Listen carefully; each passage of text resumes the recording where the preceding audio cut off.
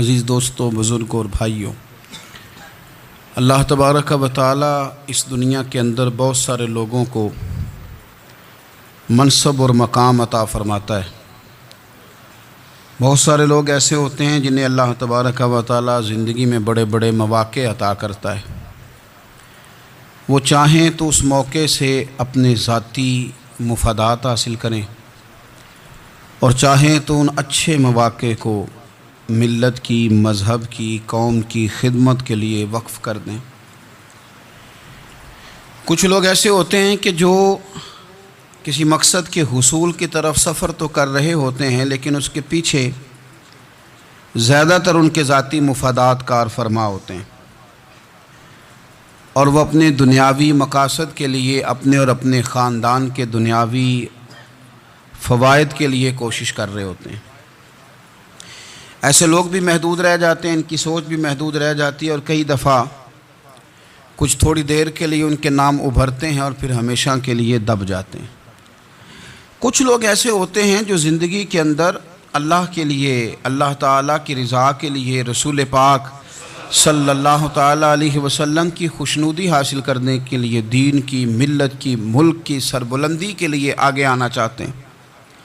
میرا رب کریم قرآن مجید سورہ حج میں ارشاد فرماتا ہے کہ الذین ان مکناہم فی الارض، کچھ لوگ ایسے ہیں کہ اگر ہم انہیں زمین میں اقتدار دیں، زمین میں اگر ہم انہیں قابو دیں تو وہ کیا کریں گے؟ اقاموا الصلاۃ و آتوا الزکوٰۃ، وہ نماز قائم کریں گے، زکوٰۃ ادا کریں گے، وامروا بالمعروف، نیکی کا حکم دیں گے، ونہوا عن المنکر، اور لوگوں کو بری باتوں سے منع کریں گے۔ وہ دینی، فکری، اصلاحی انقلاب برپا کر دیں گے، نماز کو عام کریں گے، زکوٰۃ کو عام کریں گے، بھلائی کا حکم دیں گے اور برائی سے منع کریں گے۔ اللہ تبارک و تعالیٰ نے ان لوگوں کو جب اقتدار دیا، وہ کون لوگ تھے؟ سیدنا صدیق اکبر، حضرت فاروق اعظم، سیدنا عثمان غنی، حضرت مولا علی رضوان اللہ تعالیٰ علیہم اجمعین۔ اللہ نے جب ان لوگوں کو اقتدار دیا زمین کے اندر، اللہ تبارک و تعالیٰ نے انہیں نبی پاک علیہ الصلاۃ والسلام کی نیابت کے لیے چنا، تو ان لوگوں نے یہ انقلاب برپا کیا، نمازیں عام ہو گئیں، شوق سے لوگ صدقات و خیرات دینے لگے، بھلائی عام ہوئی، برائی کا کلا کما کیا گیا۔ ہمارے ہاں بھی لوگ احتساب کی باتیں کرتے ہیں، ہمارے ہاں بھی لوگ کہتے ہیں کہ میں رشوت خوری کو، کرپشن کو، ناجائز چیزوں کو ہمیشہ کے لیے جڑ سے اکھیڑ پھینٹوں گا۔ لوگ دوسروں سے مطالبہ کرتے ہیں کہ یہ سارے کام جائز کریں، لیکن خود اس پر عمل کرنے کو تیار نہیں ہوتے۔ یاد رکھ لیں کہ یہ جو احتساب ہے، یہ انسان کی اپنی ذات سے شروع ہوتا ہے۔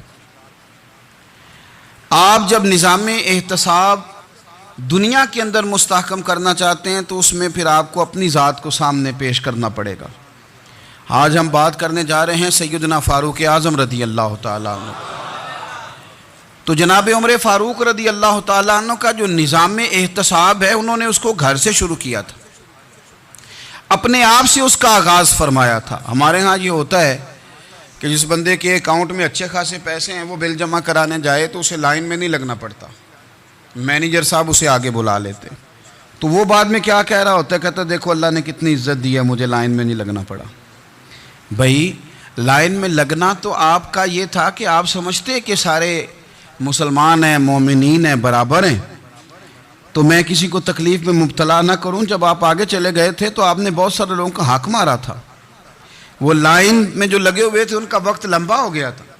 آپ نے تو اپنے آپ کو احتساب کے لیے پیش ہی نہیں کیا، بلکہ آپ نے کہہ دیا کہ جناب میرا تو رتبہ اعلیٰ ہے، لہذا یہ میرا حق بنتا تھا، مجھے تو استحکام ملنا چاہیے تھا۔ یہاں بہت سارے لوگوں نے اپنے حق میں چیزوں کو اور رنگ میں پیش کیا۔ سیدنا فاروق اعظم رضی اللہ تعالیٰ عنہ نے اس نظام احتساب کو اپنے گھر سے شروع فرمایا۔ حضرت عمر فاروق رضی اللہ تعالیٰ عنہ اپنے بچوں سے فرمایا کرتے تھے کہ جب میں حکم لوگوں کو کروں گا نا، اپنی رعایا کو، مسلمانوں کو میں کوئی حکم دوں گا تو تمہیں پہلے اس پر عمل کرنا پڑے گا۔ آپ فرمایا کرتے تھے یاد رکھنا، لوگ تمہیں اس طرح دیکھیں گے، لوگ اس طرح تمہیں دیکھیں گے جس طرح گوشت کھانے والا پرندہ گوشت کو دیکھا کرتا ہے. چیل گوشت کھاتی ہے تو کیا کبھی اس کو پیغام بھیجنا پڑا ہے کہ تو آجا یہاں گائے مر گئی ہے, بھینس مر گئی ہے؟ خود بخود اس کی نظر ہوتی ہے, وہ پہنچ جاتی ہے. جناب عمر فرمانے لگے میرے گھر والوں, میرے بیٹوں, میری بیٹیوں, میری اہلیہ, لوگ تمہیں اس طرح دیکھیں گے جس طرح گوشت کھانے والے پرندے دیکھتے ہیں. لہذا میں جب کسی کو عمل کروں تو پہلے تمہیں اس پر عمل کرنا پڑے گا جب میں کسی کو حکم دوں. آپ فرمانے لگے یاد رکھنا اگر تم نے میرا حکم نہ مانا تو غیروں نے حکم نہ مانا تو انہیں ایک سزا ملے گی, اور اگر میرے گھر والوں نے نہ مانا تو ڈبل سزا ملے گی. تم پر ڈبل سختی کی جائے گی کہ تم نے میری بات کیوں نہیں مانی. یہ نظام احتساب ہے. ہم نہ دوسروں کے بچوں کا گلا کاٹ کے اپنے بچوں کی خوشیاں لینا چاہتے ہیں. ہم چاہتے ہیں کہ دوسروں کے بچوں کے حصوں کا مال میرے گھر میں آ جائے. آ جاتا ہے. کچھ لوگوں کی سیاست چل جاتی ہے, کچھ لوگوں کا فریب اور فراڈ کام کر جاتا ہے, لیکن وہ گھر روشن نہیں ہوتے. ان گھروں میں پیسہ ہوتا ہے پر قرار رخصت ہو جاتا ہے. ان گھروں میں آسانیاں اور وسعتیں تو آ جاتی ہیں لیکن ایک دوسرے کا احترام ختم ہو جاتا ہے. سیدنا فاروق اعظم رضی اللہ تعالیٰ عنہ کا یہ طریقہ تھا کہ وہ اپنے بچوں پر سختی کرتے. آپ ہمارے ملک میں یہ نظام ہے, موجودہ حکمران ہو یا ان سے پچھلے, بچے سب کے ملک سے باہر رہتے ہیں.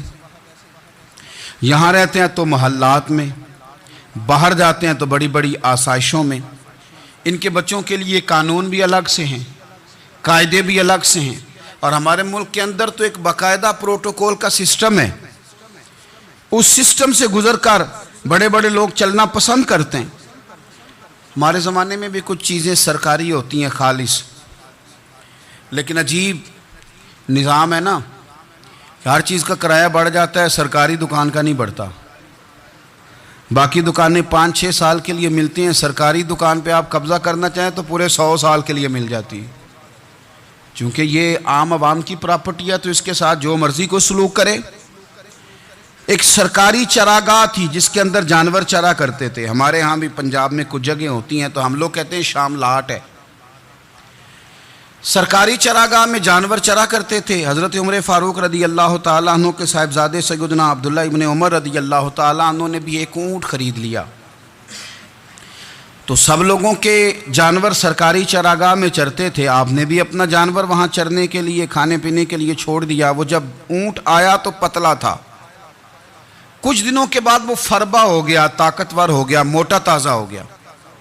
حضرت سیدنا عبداللہ ابن عمر رضی اللہ تعالیٰ عنہ نے بیچا تو وہ ڈبل قیمت سے بھی زیادہ کا بکا, کیونکہ پہلے دبلا پتلا تھا, اب موٹا تازہ فربا ہو گیا. حضرت سیدنا فاروق اعظم رضی اللہ تعالیٰ عنہ کو پتہ چلا تو بلایا, فرمایا پتر اونٹ بیچ دیا ہے؟ ابا جی بیچ دیا ہے. فرمایا کتنے کا خریدا تھا؟ اتنے کا. بیچا کتنے کا؟ ڈبل قیمت بتائی. فرمایا اس طرح کر کے اصل رکھ لے اور جو اوپر ملی ہے مجھے دے دے. حضور آپ نے کیا کرنی ہے؟ فرمایا میں سرکاری خزانے میں جمع کروں گا. حضور کیوں؟ فرمایا اس لیے کہ تیرا اونٹ سرکاری جگہ پہ چرا کرتا تھا, وہ گھاس سرکاری جگہ سے کھاتا تھا. حضور سب کے کھاتے. حضرت عبداللہ ابن عمر کہنے لگے سب کے کھاتے ہیں. آپ فرمانے لگے تو سب میں شامل نہیں ہے, تو امیر المومنین کا بیٹا ہے, تجھے میں یہ حق نہیں دے سکتا, تیرے اوپر تھوڑی سختی زیادہ کی جائے گی, تجھے یہ حق نہیں ملے گا. تو اپنے اونٹ کو چونکہ سرکاری چراگاہ میں چرایا کرتا تھا, لہذا تجھے وہ جو اصل رقم یہاں جمع کرانی پڑے گی. ہمارے تو بچے پہلی بات تو یہ ہے کہ بات ہی نہیں سنتے. یہ سب کے بچوں کی بات کر رہا ہوں, وہ ٹیچر کے بچے ہوں, سیٹھ کے بچے ہوں, پیر کے بچے ہوں, امام صاحب کے بچے ہوں, کسی کے بچے ہوں, پہلے تو سنتے نہیں. اور اللہ خیر کرے اگر آپ کوئی سنانا چاہیں تو فوری طور پر وہ ہوم منسٹری کے پاس پہنچ جاتے ہیں, ان کی اماں ان کی وکیل بن جاتی, آپ کہہ ہی کچھ نہیں سکتے. حالات رخ بدل جاتے. اس کا نقصان یہ ہوتا ہے کہ ان کو تراشا نہیں جا سکتا, ان کو ہیرے نہیں بنایا جا سکتا, ان کے اوپر کچھ ایسی میل کچیل چڑھ جاتی ہے جو بڑی عجیب و غریب ہوتی. اور کچھ لوگ ایسے ہوتے ہیں جو خرابی کرنے میں بھی اپنا کردار ادا کرتے ہیں, خرابی کرنے میں. اور بڑے لوگوں سے منسلک ہونے کے لیے لوگ رستے تلاش کرتے ہیں, رستے. میں چونکہ چیزوں کا مطالعہ کرنے کا بڑا شوقین ہوں تو میں میری والدہ داخل تھیں کئی سال پہلے ہسپتال میں، تو مجھے اس ہسپتال میں کچھ دن رہنا پڑا. ایک پرائیویٹ ہاسپٹل تھا، تو اس میں انہوں نے جگہ جگہ لکھ کے لگایا تھا ملازمین کو بخشیش نہ دیں. ہم ان کو بڑی اچھی معقول تنخواہ دیتے ہیں، سیلری بڑی عمدہ ہے، تو لوگ بخشیش نہ دیں. میں نے جو مینجمنٹ کے لوگ تھے ہاسپٹل کی، ان میں سے ایک سے میں نے کہا کہ اگر کوئی بندہ اپنی خوشی سے دینا چاہے تو آپ نے بڑا موٹا لکھ کے لگایا برائے مہربانی ان کو بخشیش نہ دیں.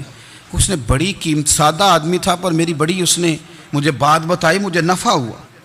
کہنے لگے مولوی صاحب، جب کچھ امیر لوگ ہسپتال میں مریض لے کے آتے ہیں تو وہ صفائی والے کو پہلے ہی 500 روپیہ دکھا لیتے ہیں آتے ہی. پھر وہ جیسے آواز دیتے ہیں صفائی والے فٹافٹ اندر آتے ہیں، ان کا کمرہ صاف کرتے ہیں.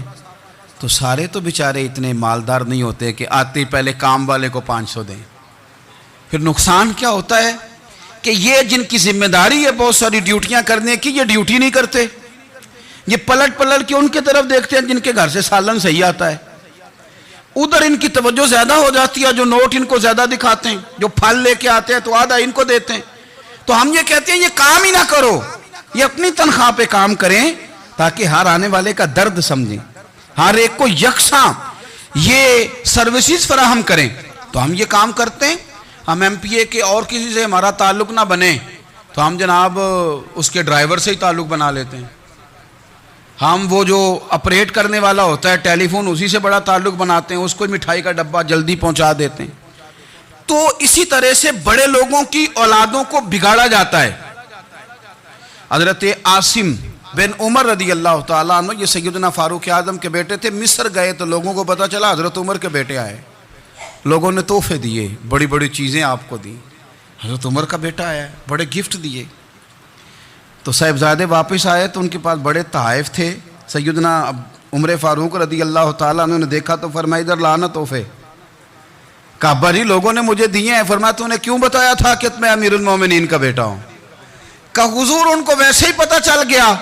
فرمانے لگے پتر یہ تحفے تمہیں اس لیے ملے ہیں کہ تم امیر کے بیٹے ہو، یہ تحفے تمہارا حق نہیں، چونکہ تمہیں اس کرسی کی وجہ سے ملے ہیں اور یہ کرسی مسلمانوں کی ہے، لہذا یہ حق بھی مسلمانوں کا ہی ہے. یہ لا سارے مال غنیمت میں جمع کیے جائیں.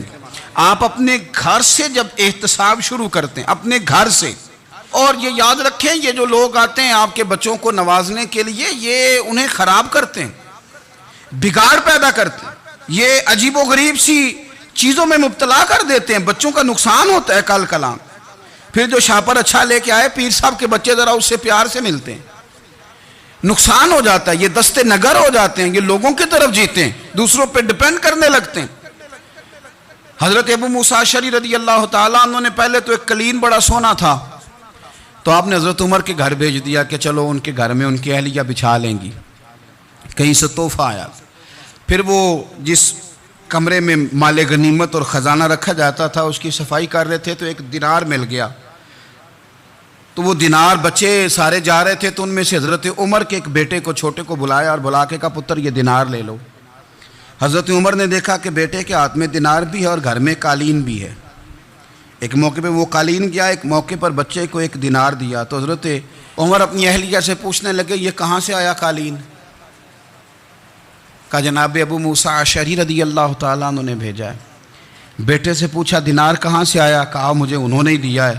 آپ نے وہ دینار بھی لیا اور قالین بھی لیا اور اس کو لپیٹا اور جناب ابو موسیٰ اشعری کو بلایا اور اتنے سخت ناراض تھے. فرمانے لگے ابو موسیٰ اشعری سے کہنا میرے پاس پیدل آئے، گھوڑے پہ نہ آئے. اور جب آئے حضرت ابو موسیٰ اشعری تو جناب عمر اتنے ناراض ہوئے کہ وہ قالین لپیٹ کے تو ان کے سر پہ مار دیا. فرمانے لگے پکڑو اپنا دینار، تمہیں پورے مدینے میں میرے بیٹے کے علاوہ کوئی اور نہیں ملے تھا جسے تم خراب کر سکو، میرا پتر ہی ملا تھا بگاڑنے کی. کس نے اجازت دی تم میرے بیٹے کو دینار دو؟ کیوں لائے تم میرے گھر میں قالین؟ حضرت عمر فاروق رضی اللہ تعالیٰ عنہ فرمانے لگے میں زمین پہ سونے کا عادی ہوں، زمین چٹیل بھی ہو تو رب کا بندہ بن کے سوتا ہوں تو اللہ مجھے آرام اور سکون کی نیند عطا فرما دیتا ہے. مجھے تمہارے مخملوں کی اور قالینوں کی ضرورت نہیں ہے. احتساب یہاں سے شروع ہوتا ہے بھائی. یہاں ہم نہ اپنے گھر میں بیٹھ کے مایوس مایوس باتیں کرتے ہیں، اور فلانے کے بچے کہاں پہنچ گئے، فلانے کے بعد بڑا پیسہ آ گیا، میں کچے مکان میں رہوں، میں یہ کروں، دیکھو مجھے نہیں سہولی۔ یہ تو آپ مایوسی والی باتیں کر رہے ہیں، یہ تو آپ کمزور باتیں کر رہے ہیں۔ یہ تو اس طرح کی باتیں تو ہارے ہوئے لوگ کرتے ہیں۔ اس طرح کا لب و لہجہ تو ان لوگوں کا ہوتا ہے جو احساس کمتری کا شکار ہوتے ہیں۔ یہ آپ نے کس طرح کا لب و لہجہ، اور اپنے بچوں کو آپ بھکاری بنا رہے ہیں تاکہ دوسروں کو دیکھیں تو مایوس ہو جائیں۔ اٹھ باندھ کمر کیوں ڈرتا ہے، پھر دیکھو خدا کیا کرتا ہے۔ آپ کا جو احساس ہے وہ اتنا خوبصورت ہو، آپ کے لہجے کے اندر اس قدر ٹھہراؤ ہو، آپ کو اطمینان آ چکا ہو، اور آپ کے بچے کبھی بھی کمپیریزن نہ کریں اپنا کسی کے ساتھ، کبھی بھی انہیں کرنے نہ دیں۔ آپ کبھی وہ کبھی یہ بات نہ کریں کہ فلانے زیادہ اچھا کھاتے پیتے ہیں تو ہم کدھر ہیں، کرنے نہ دیں انہیں بتائیں کہ بیٹا اپنی مٹی پہ چلنے کا سلیقہ سیکھو، سنگ مرمر پہ چلو گے تو پھسل جاؤ گے۔ ان کو بتائیں کہ جو تمہارے پاس ہے یہ خدا کا عطیہ ہے، اسی پر تم نے قناعت کرنی کبھی بھی۔ حضرت زید بن حارثہ سے نبی پاک صلی اللہ علیہ وسلم کو بڑا پیار تھا، پھر ان کے بیٹے حضور کے غلام زادے حضرت اسامہ بن زید کے ساتھ بھی حضور بڑا پیار کرتے۔ لیکن یہ تو مسلمہ حقیقت ہے نا کہ عظمت اور شان تو سیدنا فاروق اعظم کی زیادہ ہے۔ امت کا اتفاق ہے کہ نبیوں کے بعد سب سے بڑا درجہ جناب صدیق اکبر کا، اور پھر اللہ نے مقام عطا کیا حضرت فاروق اعظم کو۔ یہ بڑے لوگ تھے۔ ایک دفعہ مال تقسیم ہو رہا تھا تو حضرت عمر رضی اللہ تعالیٰ عنہ نے نا حضرت اسامہ بن زید کو 4000 دینار دیے، اور اپنے بیٹے عبداللہ ابن عمر کو 3000 دینار دیے۔ تو حضرت عبداللہ ابن عمر گھر جا کے کہنے لگے، ابا جی اسامہ میں وہ کون سی خوبی ہے جو میرے اندر نہیں، اور اسامہ کے باپ میں وہ کون سی خوبی ہے جو آپ کے اندر نہیں۔ تو حضرت عمر کی عاجزی دیکھیے، حالانکہ بالاتفاق دنیا جانتی ہے کہ جناب عمر فاروق رضی اللہ تعالیٰ عنہ افضل ہیں، پھر بھی پتہ اپنے بیٹے سے کیا کہتے ہیں، فرماتے ہیں او سن یار، وہ خدمت گزار ہیں نبی پاک کے، وہ بھی حضور کے گھر میں ڈیوٹی کرتے، نوکری کرتے، اور ان کے بیٹے بھی حضور کی نوکری کرتے، یہ خدمت گزار ہیں۔ فرمانے لگے اگر تو نے پوچھ لیا تو سن، پھر میری تو رائے یہ ہے کہ تیرے سے زیادہ اسامہ بن زید حضور کی نظر میں پیارے ہیں، اور اسامہ کا باپ تیرے باپ سے زیادہ نبی پاک کا پیارا ہے۔ کوئی کمپیریزن کرنے نہیں دیا، بچوں کو کسی ایسی جگہ کھڑے ہونے نہیں دیا۔ فرمایا یہ وجہ ہے، یہ انداز ہے کہ تو زیادہ پیارا ہے۔ حضرت عمر فاروق رضی اللہ تعالیٰ عنہ پسند نہیں کرتے تھے، ذرا برابر بھی پسند نہیں کرتے تھے کہ کوئی شخص اور مال آتا تو اپنے رشتہ داروں کو نوازنے سے بچتے۔ مال غنیمت آتا ہے نا، ہمارے ہاں تو اللہ خیر کرے جب کوئی بندہ کونسلر بنتا ہے، چیئرمین بنتا ہے، تو ٹھیکہ کس کو دیتا ہے؟ کوئی چلو بھتیجا مل جائے، کوئی بھانجا مل جائے، کوئی چھوٹا بھائی، اسے بھی کام مل جاتا ہے ساتھ۔ نوازنے پہ لوگ آتے ہیں تو وہ تلاش کرتے ہیں کہ کہاں کہاں کو میرا ہے، وہ ٹینڈر ہی ان کے نام کے پاس ہوتے ہیں جن کی طرف ذرا نظر کرم زیادہ ہوتی۔ حضرت عمر فاروق مال تقسیم کر رہے تھے تو بیٹی آگے کہنے لگی، ابا جی رشتہ داروں کا بھی حق ہوتا ہے، آپ سب کو دیتے ہیں، آپ کے اپنے آپ کے قریب ہی نہیں آتے۔ تو حضرت عمر فاروق نے کیا لفظ کہے، کیا حقیقت ہے، کیا حسن ہے۔ فرمانے لگے پتر یہ مال تیرے باپ کا نہیں مسلمانوں کا ہے، جب تیرے باپ کا ذاتی مال ہوگا تو اپنے رشتہ داروں کو دے گا، یہ مسلمانوں کا مال ہے، یہ اسی حساب سے تقسیم ہوگا جو عدل کا حساب ہے، جو ترازو ٹھیک ہے۔ فرمایا تو مجھے یہ مشورہ نہ دے، یہ مسلمانوں کا مال۔ یہاں سے نظام احتساب شروع ہوتا ہے، یہاں سے انسان آگے بڑھتا ہے، اور پھر کوئی تکلف نہیں کسی پر حضرت عمر کا، کوئی چھوٹا ہے یا بڑا ہے۔ حضرت ابو سفیان رضی اللہ تعالیٰ عنہ سردار رہ چکے ہیں مکے کے، بڑے آدمی، لیکن نظام احتساب میں کوئی چھوٹا بڑا نہیں ہوتا۔ حضرت عمر فاروق مکہ مکرمہ گئے تو لوگوں نے کہا حضور جناب ابو سفیان نے نا گلی میں پتھر رکھے، اور بہت سارے لوگوں کو رستوں میں تکلیف ہو رہی ہے، تو حضرت ابو سفیان رضی اللہ تعالیٰ عنہ سے بھی لوگ کہہ دیتے تو وہ بھی اٹھا دیتے، لیکن لوگوں نے چونکہ وہ سردار تھے، بڑے تھے، تو لوگوں نے ان سے کہا نہیں۔ حضرت عمر جب آئے تو کہا تو جناب عمر نے پرواہ نہیں کی، خود آئے جناب ابو سفیان سے کہا یہ پتھر آپ نے رکھے؟ کہا حضور ہاں۔ فرمایا یہ بھی اٹھائیے، یہ بھی اٹھائیے، یہ بھی اٹھائیے۔ جب وہ اٹھا رہے تھے تو حضرت عمر کہہ رہے تھے شکر نہیں اللہ کا کہ عمر کہہ رہے ہیں اور ابو سفیان مانتے جا رہے ہیں. شکر نہیں. یہ نظام احتساب ہے کہ بڑا ہو یا چھوٹا ہو اس کو یہ حق حاصل نہیں ہے کہ مسلمانوں کو وہ کسی تکلیف میں کسی بھی صورت میں مبتلا کرے, کہیں بھی کسی جگہ بھی, اس کو یہ والی اجازت نہیں. حضرت سیدنا عمر فاروق رضی اللہ تعالی عنہ. پھر ایک اور بات تھی, میں کئی دفعہ یہ بات کہتا ہوں اور مجھے ذاتی طور پر اس کا بڑا تجربہ ہے. کچھ لوگ نا خوشامد پسند ہو جاتے ہیں, بڑی عمدہ تعریف کرتے ہیں, اوئے ہوئے ہو پول باندھتے ہیں پورے. آپ کے پاس آئیں گے تو کہیں گے جناب آپ سے زیادہ اچھا بندہ ہی کوئی نہیں. تو وہ نا آپ سے کام نکلواتے ہیں, پھر وہ کسی دوسرے کے پاس جاتے ہیں تو اسی طرح کا رویہ وہ دوسروں کے ساتھ کرتے ہیں. یہ عام لوگوں میں بھی مرض ہوتا ہے, عام لوگوں میں بھی. اور بادشاہ ہو بندہ اگر, پھر تو اس کا دل کرتا ہے میں اگر بادشاہ سلام ہوں تو دو چار بندے دیہڑی پہ رکھ لوں پر میری تعریف ضرور کریں. پابندی ہوتی ہے, لوگ یہ کام بڑے شوق سے کرتے ہیں. اور شیخ سعدی فرمایا کرتے تھے لکڑی کو گھن کھا جاتی ہے اور بڑے لوگوں کو خوشامد کھا جاتی ہے خوشامد. حضرت عمر فاروق رضی اللہ تعالیٰ عنہ اس معاملے میں بھی بڑے مضبوط تھے. ویسے مجھے اور آپ کو اچھا کون لگتا ہے؟ ہماری غلطیاں بتانے والا. ہمارے ایسا فرمایا کرتے تھے اپنے دشمنوں کی باتوں پر بھی غور رکھو, تمہارے دشمن تمہیں نکھار دیتے ہیں. تمہارے اندر جو کوتاہیاں ہوتی ہیں وہ تمہیں پتہ چل جاتی ہیں کہ یہاں میری اصلاح ہو رہی. ان پر غور کرو وہ کیا کہتے ہیں. حضرت عمر فاروق کی تعریف کی ایک بندے نے, کمال تعریف کی. وہ اس کا خیال تھا کہ رزلٹ بڑا شاندار آئے گا. بادشاہ کی تعریف ہوتی تھی تو پھر تھیلی جاتی تھی اشرفیوں کی, کمال رزلٹ آئے گا. تو حضرت عمر جب وہ پوری کر چکا نا بات تو فرمانے لگے تو خود بھی ہلاک ہوا اور مجھے بھی ہلاک ہی کر دیا ہے. خود بھی تباہ ہوا ہے, مجھے بھی تباہ کر دیا. کس طرح کی باتیں کر رہا ہے. ایک بندہ اور آیا اور اس نے آ کے کہا کہ پوری امت میں سب سے افضل ہے فاروق اعظم آپ ہی ہیں. تو حضرت عمر فاروق فرمانے لگے تجھے تیری ماں روئے, ابو بکر تجھ سے بھی افضل تھے, تیرے باپ سے بھی افضل تھے, اور صدیق اکبر مجھ سے بھی افضل ہے اور میرے باپ سے بھی افضل ہے. یہ تو کس طرح کی بات کر رہا ہے.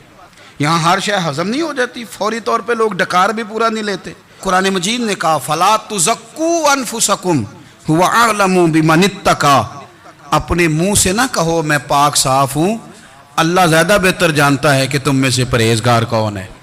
اپنے منہ سے تعریفیں کرتے کراتے ہو, یہ مزاج چھوڑ دیں. حضرت عمر رضی اللہ تعالیٰ عنہ پسند نہیں کرتے تھے. ایک آدمی نہ چلتا تھا وہاں تو بڑا متکبرانہ چال کے ساتھ چلتا. حضرت عمر نے دیکھا, یہاں تک احتساب فرماتے تھے, زمین پہ زور زور سے پیر پٹکتا, چال بڑی اس کی متکبرانہ, لوگ بڑے پریشان ہوتے. حضرت عمر نے ایک دن سمجھایا, باز نہیں آیا. اگلے دن پہ درہ نکال لیا, لگائے 4 درے, فرمایا آج کے بعد نہ چلنا اس طرح مدینے میں پیر پٹک پٹک کے. اس وقت تو اسے غصہ لگا, لیکن کچھ دیر کے بعد نا جب غصہ اترا تو حضرت عمر کے پاس آیا, کہنے لگا حضور اللہ آپ کا بھلا کرے, آپ نے درے نہیں مارے, آپ نے تو شیطان بھگا دیا جو میرے ساتھ چمٹا ہوا تھا. چمٹا ہوا شیطان آپ نے مجھ سے بھگا دیا ہے. یاد رکھیں مسند امام احمد بن حنبل میں حدیث ہے, اللہ کے پیارے رسول صلی اللہ علیہ وسلم فرماتے ہیں جو دنیا میں متکبرانہ چال کے ساتھ چلتا ہے نا, قیامت کے دن وہ اللہ سے اس حال میں ملے گا کہ رب اس سے ناراض ہوگا.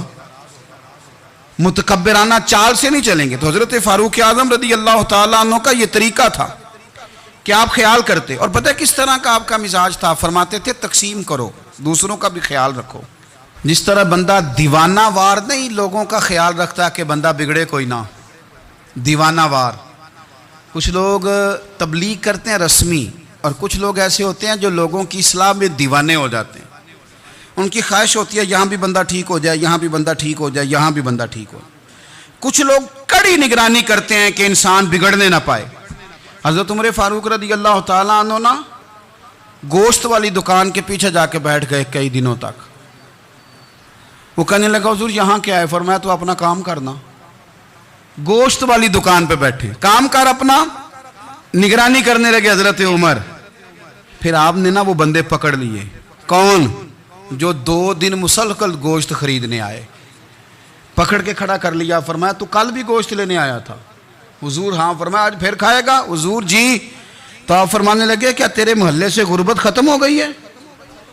تیرے رشتہ دار سارے پیٹ بھر کے کھاتے ہیں، تو دو دو دن گوشت لینے آتا ہے؟ فرمایا آج کے بعد مسلسل گوشت لینے آیا تو درے سے ماروں گا، خبردار یہ کام نہ کرنا۔ یہاں تک نظام احتساب کا جب خیال رکھا جائے پھر حالات بگڑا نہیں کرتے، پھر وہ قابو میں رہا کرتے ہیں۔ حضرت عمر فاروق رضی اللہ تعالیٰ عنہ اس ترتیب کے ساتھ اصلاح کرتے، اس ترتیب کے ساتھ۔ سیدنا فاروق اعظم رضی اللہ تعالیٰ عنہ کی ایک بات آخر میں عرض کرنی ہے، وہ میں بھی اپنے اوپر لاگو کروں، آپ بھی غور کریں۔ حضرت عمر فاروق رضی اللہ تعالیٰ عنہ نے خط لکھا حضرت ابو موسیٰ اشعری کو۔ آپ فرمانے لگے یاد رکھنا، جو گورنر، جو امیر اپنے رب کریم کی فرما برداری کرتا رہتا ہے نا، اس کی رعایا بھی اس کی فرما برداری کرتی ہے، اور جو لوگ اپنے رب کریم کی فرما برداری چھوڑ دیتے ہیں، پھر جنہوں نے ان کی فرما برداری کرنی ہوتی ہے وہ ان کی فرما برداری چھوڑ دیتے ہیں۔ آپ نے سپہ سالاروں کو خط لکھے تھے، فوج کے جو جرنیل تھے، کمانڈو تھے، ان کو خط لکھے تھے، فرمایا جو سپاہی نماز نہیں پڑھتا اسے فوج سے نکال دو، اور ساتھ لکھا تھا یاد رکھو جو رب کا وفادار نہیں وہ ہمارا کیسے ہو سکتا ہے، نکال دو ان لوگوں کو، فوج سے الگ کر دو۔ ہم آج جو بے پناہ پریشان ہیں، ہمارے بچے بات نہیں مانتے، شاگرد بات نہیں مانتے، ہم شکوے کرتے ہیں، بے ادبی بڑھ گئی۔ ادب کے ساتھ میں گزارش کروں گا بڑوں کی بارگاہوں میں، جو میری طرح کے بڑے بنے ہوئے ہیں، بزرگوں سے نہیں بات کرتا، ان سے میں کہوں گا کہ ہمیں ایک دفعہ اپنے اوپر بھی تو غور کر لینا چاہیے، کہیں ایسا تو نہیں ہے کہ ہم جب تک اللہ تعالیٰ کے فرما بردار تھے، جب تک ہم تقوی کے معیار پر تھے، ہماری بات ماننے والے ہماری بات مان رہے تھے، کہیں ایسا تو نہیں کہ ہم اس معیار سے ہل گئے ہیں تو اب جو ہمارے فرما بردار تھے وہاں سے ہل گئے۔ حضرت عمر رضی اللہ تعالیٰ عنہ فرمایا کرتے تھے کہ لوگوں کو عجب میں مبتلا نہیں ہونا چاہیے، خود پسندی کا جو ماحول ہوتا ہے اس سے لوگوں کو ہمیشہ نکلنا چاہیے۔ حضرت عمر کے ایک صاحبزادے نے کنگھی کر لی، اچھا لباس پہن لیا تو درہ مارا جناب عمر نے، تو آپ کی بیٹی کہنے لگی ابا یہ تو بالکل جائز ہے، اچھے کپڑے پہننا، اچھا لباس پہننا اور سر میں کنگھی کر لینا، اس پر درہ کیوں مار دیا؟ تو آپ فرمانے لگے بیٹا یہ خود پسندی میں مبتلا ہونے لگا تھا، یہ اپنے آپ کو بہت بھلا سمجھنے لگا تھا، اس کا خیال تھا کہ میں ہی ہوں، میرے علاوہ کوئی نہیں، یہ اس مقام پہ جا رہا تھا جہاں اس کی تربیت رک جاتی، اس لیے درہ مارا ہے۔ ایک دفعہ حکومتی معاملات کے اندر آپ کی اہلیہ نے مشورہ دینا چاہا، بڑے کام بیویاں نہیں کرتی، بڑے بڑے معاملات میں مداخلت نہیں کرتی۔ ہمارے بر صغیر میں وہ بادشاہ نہیں گزرا کہ جو فیصلہ کرتا تھا تو کرسی پہ بیٹھ جاتا تھا اور پردے کے پیچھے اس کی بیوی بیٹھ جاتی تھی، اور جب وہ فیصلہ سنانے لگتا تو یوں گردن پیچھے کرتا اور اہلیہ جو کہتی وہ فیصلہ سنا دیتا۔ لیکن ایک دفعہ خاتون نے ایک آدمی کو حضرت عمر نے معزول کیا تو آپ کی اہلیہ نے، اس آدمی کی اہلیہ حضرت عمر کی اہلیہ سے ملی ہوں گی، تو خاتون نے ذرا سفارش کرنی چاہی، تو جناب عمر فاروق رضی اللہ تعالیٰ عنہ کے ہاتھ میں عصا تھا، ڈنڈا تھا، 2-3 دفعہ زمین پہ مارا، فرمایا تمہیں کس نے اجازت دی ہے حکومتی معاملات میں مشورہ دینے کی؟ یہ مشورہ مولا علی دیں گے یا عثمان غنی دیں گے؟ آپ کو کس نے اجازت دی؟ وہ حکومتی معاملات، وہ مسلمانوں کا اجتماعی معاملہ، وہ مسلمان دیکھیں گے، آپ کو اس میں آنے کی اجازت نہیں ہے۔ جو آپ کی ذمہ داریاں ہیں، آپ کے حقوق ہیں، ان پر آپ بات کریں۔ تو بھائی نظام میں احتساب اپنی ذات سے شروع کریں۔ ہماری اولادیں، ہمارے بچے، وہ باہر سے انہوں نے زیادہ اثر نہیں لیا، ہم نے انہیں بتایا ہے کہ ہم بڑے غریب ہیں، ہم بڑے مجبور ہیں، ہم تو بڑے کمزور ہیں، ہماری تو سنتا کوئی نہیں، یہ تو امیروں کا ملک ہے، اس میں تو فلانے فلانے کو اہمیت حاصل ہے۔ ان باتوں نے ہمارے بچوں کو کمزور کیا ہے، ان باتوں نے ہمارے بچوں کے دلوں میں احساس کمزوری پیدا کیا ہے۔ آپ ان کو جینا سکھائیں، آپ ان لوگوں کو بتلائیں کہ رب کریم نے جو تمہارے لیے بہتر سمجھا وہ تمہیں اپنے فضل سے بڑا عطا فرمایا ہے۔ آپ ان کو ان کے مقام پر رہ کر خوددار اور قناعت پسند ہونا سکھائیں، آپ یقین کریں گھر امن والا بن جائے گا۔ بچے اگر بھنا ہوا گوشت کھا رہے ہوں اور پھر بھی لاڑی رہے ہوں کہ مسالہ میری مرضی کا نہیں، سٹائل میری مرضی کا نہیں، ٹیسٹ میری مرضی کا نہیں، یہ والا گوشت میں نے نہیں کھانا، یہ اس طرح کر کے بنا ہوتا تو پھر میں نے کھانا تھا۔ وہ زیادہ خوفناک صورتحال ہو جاتی ہے۔ لیکن اگر ابا جی اماں جی گھر والے کھیتوں میں کام کر رہے ہوں اور بچے اچار کے ساتھ روٹی لے کے جائیں اور بننے پہ بیٹھ کے پھٹے پہ بیٹھ کے وہ پھر کھانا شروع کریں، اور جب وہ اچار آئے اور وہ ایک دوسرے کو کہیں کہ آج تو 2 کلے ہو گئے میرے کام کے، اس دفعہ تو دیکھنا ہماری فصل کتنی شاندار ہوگی، ایک دوسرے کو دیکھ دیکھ کے وہ ہنسیں اور مسکرائیں اور ان کی باتوں میں لذت ہو، اور پھر وہ کہیں کہ آم بڑے اچھے مل گئے تھے، دیکھو اچار کتنا سونا آ گیا ہے، دیکھو یہ کس قدر زیادہ اچھا ٹیسٹ ہے، تیل بھی بڑا اچھا ہے، گل بھی بڑے وقت پہ گیا ہے۔ آپ یقین کریں یوں لگتا ہے کہ کائنات کی سب سے بہترین روٹی یہ لوگ کھا رہے ہیں۔ یہ سوچ حضرت عمر نے ہمیں دی ہے، یہ فکر جناب عمر نے ہم تک پہنچائی ہے۔ اللہ ہمیں سمجھنے کی توفیق عطا فرمائے۔ آخر دعوایا ان الحمدللہ رب العالمین۔